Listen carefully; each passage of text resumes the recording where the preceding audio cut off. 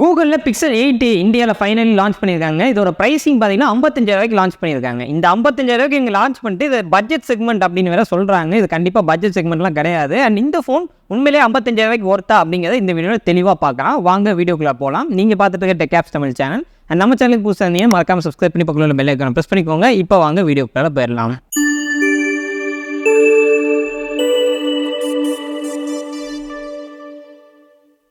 Okay guys, first of all பார்த்தீங்கன்னா pixel 8 வந்து ஒரு பெரிய அப்கிரேட்லாம் கிடையாது. 7Aலேருந்து சின்ன அப்கிரேட் கொண்டு வந்திருக்காங்க. பட் இருந்தாலும் அது ஒர்த்தான அப்கிரேட் தான், இல்லைன்னு சொல்லலை.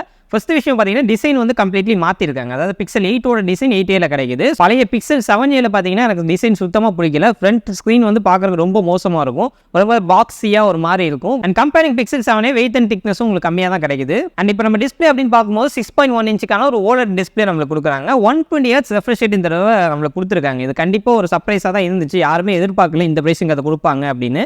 அதுவும் மெயினாக உங்களோட பட்ஜெட் செக்மெண்ட் 8Aலே 120 Hz கிடைக்கும் அப்படிங்கிறது யாருமே எக்ஸ்பெக்ட் பண்ணல. ஸோ பிரைட்னஸ் பார்த்தீங்கன்னா அப் டு 2000 nits வரைக்கும் நம்மளுக்கு போகும். சூப்பரான டிஸ்பிளேங்க இது. இந்த டிஸ்பிளேல எந்த குறையும் நான் சொல்ல மாட்டேன். 120 Hz கிடைச்சது, in display finger print scanner இருக்கு, எல்லாமே உங்களுக்கு டிஸ்பிளேல வந்துருது. ஸோ எந்த குறையும் அங்கே வைக்கல. அண்ட் இப்போ நெக்ஸ்ட் நம்ம பெர்ஃபார்மன்ஸ் பார்க்கும்போது அங்கே ஒரு குறை வச்சிருக்காங்க. அதாவது Tensor G3 அப்படிங்கிற சிப் யூஸ் பண்ணியிருக்காங்க. 4 நானோமீட்டருக்கான ப்ராசஸர். இந்த ப்ராசஸர் ஆக்சுவலாக பார்த்தீங்கன்னா சாம்சங்கோட Exynos 2300ஓட ஒரு வெர்ஷன் அப்படின்னு தான் சொல்றாங்க. Exynos 2300 பார்த்தீங்கன்னா நம்மளுக்கு லான்ச் ஆகல. அது பார்த்தீங்கன்னா சாம்சங் கேன்சல் பண்ணிட்டாங்க. பட் அதை பார்த்தீங்கன்னா பிக்சல்ல ரிலீஸ் பண்ணியிருக்காங்க. இதில் பெர்ஃபார்மன்ஸ் பார்த்தீங்கன்னா உங்களுக்கு இந்த பிரைஸ் செக்மெண்ட்டுக்கு ஈக்குவலாக இருக்காது. ஏன்னா பொதுவாகவே பிக்சலோட பெர்ஃபார்மன்ஸ் அந்த அளவுக்குலாம் இருக்காது. ஒரு கேமிங் ஃபோன் சொல்லி அவங்க மார்க்கெட்டிங்கும் பண்ணல. அஃப்கோர்ஸ் அது கேமிங் ஃபோனும் கிடையாது.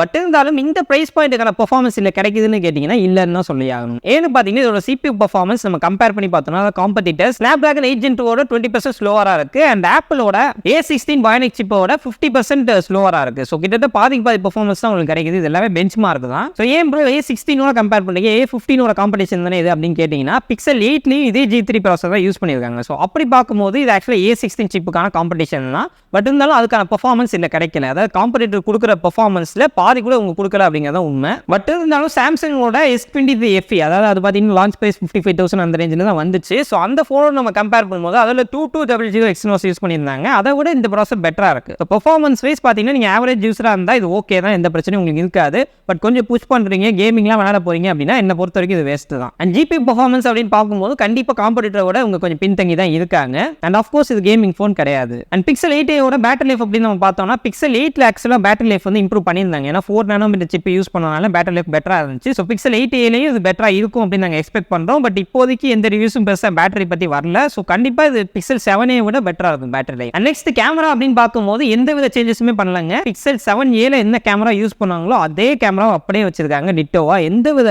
சேஞ்சஸுமே பண்ணல. சென்சார் மாறல, அல்ட்ரா வைட் சென்சார் மாறல, மெகா பிக்சல் மாறல, எதுவுமே மாறல. அதே கேமரா தான் வச்சிருக்காங்க. ஸோ சொல்லிக்கிறதுக்கு ஒன்றும் இல்லை, பிக்சல் 7A கேமரால சூப்பராக பெர்ஃபார்ம் பண்ணுச்சு. ஸோ கேமரா சைடில் இந்த ஃபோனுக்கு டிராபேக் அப்படிங்கிறது கிடையாது. ஏன்னா பிக்சல் 7A சூப்பராக இருக்கும்போது அதே செட்டப் இங்கே கொண்டு வந்து ஒரு நல்ல விஷயம் தான். அண்ட் நெக்ஸ்ட் கூகுளுக்கு மெயினான விஷயம் பார்த்தீங்கன்னா சாஃப்ட்வேர் அப்படின்னு பார்க்கும்போது இது Android 14ஓட நம்மளுக்கு கிடைச்சிட்டு இருக்கு.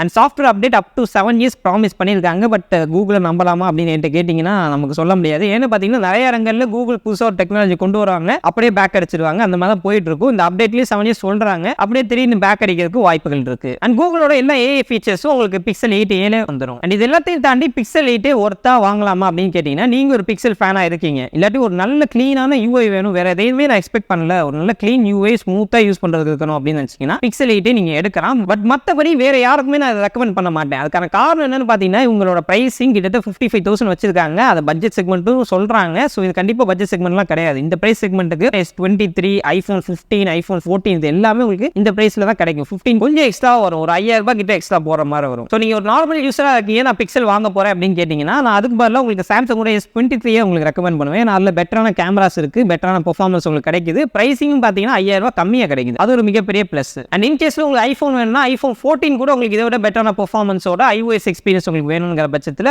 14 நீங்கள் எடுக்கலாம். இல்லை எனக்கு இன்னும் கொஞ்சம் எக்ஸ்ட்ரா அமௌண்ட் போட்டால் பரவாயில்ல, ஒரு 5,000 6,000 நான் போட ரெடியாக இருக்கேன் அப்படின்னா iPhone 15 லேட்டஸ்ட்டாக எடுத்துட்டீங்கன்னா இதை விட கேமரா பெட்டராக இருக்கும், பெர்ஃபார்மன்ஸ் பெட்டராக இருக்கும், ஓவரால் எக்ஸ்பீரியன்ஸே உங்களுக்கு இதை விட பெட்டராக கிடைக்கும் iPhone 15ல. பட் இருந்தாலும் இது எல்லாத்தையும் தாண்டி ஒரு நல்ல விஷயம் பார்த்தீங்கன்னா ஃப்ளிப்கார்ட்டில் நம்மளுக்கு பிக்சலோட 8A இப்போ எக்ஸ்சேஞ்ச் போனஸோட கொடுத்துட்டு இருக்காங்க. நீங்கள் பிக்சல் 8A வாங்க போறீங்க, பழைய ஃபோன் ஒன்று வச்சிருக்கீங்க, இப்போ எக்ஸாம்பிளுக்கு iPhone 7 வச்சிருக்கீங்கன்னு வச்சுக்கலாம், எக்ஸ்சேஞ்ச் போனஸ் நம்மளுக்கு 9,000 கொடுக்குறாங்க. அப்போ உங்கள் ஃபோனோட வேல்யூ 4,500 500 இருக்குன்னு வச்சுக்கலாம். அப்போ எக்ஸ்சேஞ்ச் போனஸோட சேர்த்து 13,500 உங்களோட பழைய ஃபோன் எடுத்துக்குவாங்க. ஸோ கிட்டத்தட்ட சாலிடாக ஒரு 10,000 ரூபாய் நீங்கள் சேவ் பண்ணலாம். ஸோ நீங்கள் எக்ஸ்சேஞ்ச் போட்டு ஒரு ஃபோன் வாங்க போகிறேன் அப்படின்னு நீங்கள் நினச்சிங்கன்னா பிக்சல் 8 நீங்கள் கண்டிப்பாக கன்சிடர் பண்ணலாம். இப்போ இருக்கிற நிலைமைக்கு இந்த ஆஃபர் எவ்வளோ நாள் இருக்க போகுது அப்படிங்கிறத எனக்கு தெரியல. பட் இப்போ கரண்ட்ல இந்த ஆஃபர் இருக்கிறனால எக்ஸ்சேஞ்ச் போட்டு தான் நான் ஒரு ஃபோன் வாங்க போகிறேன், ஃப்ளிப்கார்ட்டில் ஒரு பழைய ஃபோன் எக்ஸ்சேஞ்ச் பண்ண போகிறேன் அப்படின்னா பிக்சல் 8 நீங்கள் கண்டிப்பாக கன்சிடர் பண்ணலாம். அப்படி நம்ம பார்க்கும்போது பிரைசிங் சொல்லையா 10,000 ரூபாய் குறையும் போது உங்களுக்கு இது வந்து ஒரு ஒர்த்தான பையா வந்துடும். மற்றபடி உங்களோட லான்ச் பிரைஸ் 55,000 இந்த ஃபோனை வாங்குறது வந்து ஒர்த்தா எனக்கு தெரியல. அண்ட் பிக்சல் 8மே பார்த்தீங்கன்னா பிரைஸ் பயங்கரமாக இன்க்ரீஸ் பண்ணிட்டாங்க. ஸோ பிக்சல் வந்து இப்போ ரீசென்ட் டைம்ஸில் பிரைஸை பயங்கரமாக இன்க்ரீஸ் பண்ணிட்டே போகிறாங்க. அதை குறைக்கணும் அப்படிங்கிறத நாங்கள் கேட்டுக்கிறோம். ஏன்னா இந்த மாதிரி பிரைசிங் வச்சாங்கன்னா கண்டிப்பாக ஃபோன் வந்து இந்தியாவில் விற்காது. ஏன்னா காம்படிட்டர்ஸ் வந்து அவ்வளோ கொடுத்துட்டு இருக்காங்க. சாம்சங்காக இருக்கட்டும்,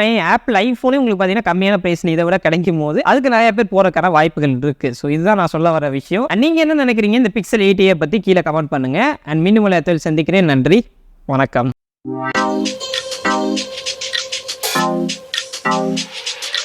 Thank you.